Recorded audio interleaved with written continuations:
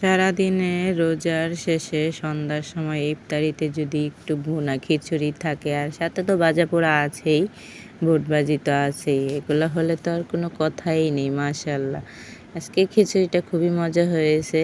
যাই হোক, সাদিয়া মনিও খেয়েছে, যেহেতু এটার সাথে মুরগির মাংস রান্না করেছি। আমি টেস্ট করতেছি বুটভাজি দিয়েই। আসসালামু আলাইকুম, সবাই কেমন আছেন? আশা করি ভালো আছেন। দেখতে দেখতে চলে গেছে কিন্তু রহমতের দিন চলে গেছে, এখন চলে আসছে মাগফিরাতের দিন।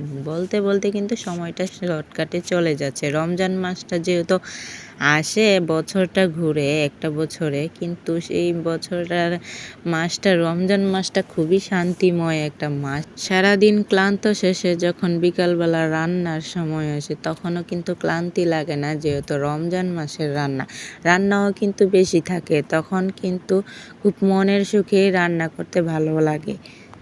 আর মনোযোগ দিয়ে যদি রান্না করা হয়, সেই রান্না খেয়ে যদি প্রশংসা না করা হয়, তাহলে কিন্তু খুবই বিপজ্জনক।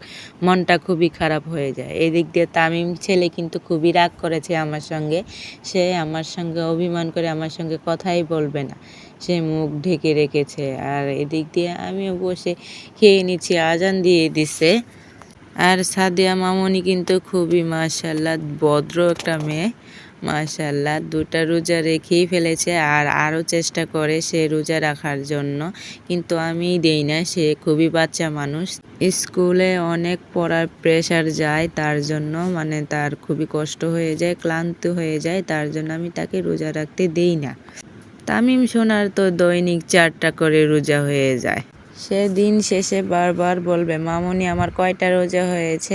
আমি বলেই যখন যে তোমার একটা রোজা হয়েছে, তখন সে মানতেই পারে না যে তার রোজা হয়ে গেছে 4টা, তার রোজা হয়ে গেছে 100টা।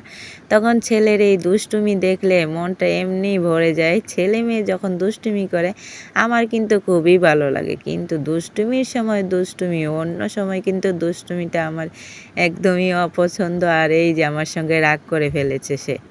তামিম আমার সাথে কথা বলবে না, তার জন্য মুখ ঢেকে রেখেছে। আজকের মতো ভিডিওটা এই পর্যন্ত। সবাই ভালো থাকবেন। আল্লাহ হাফেজ।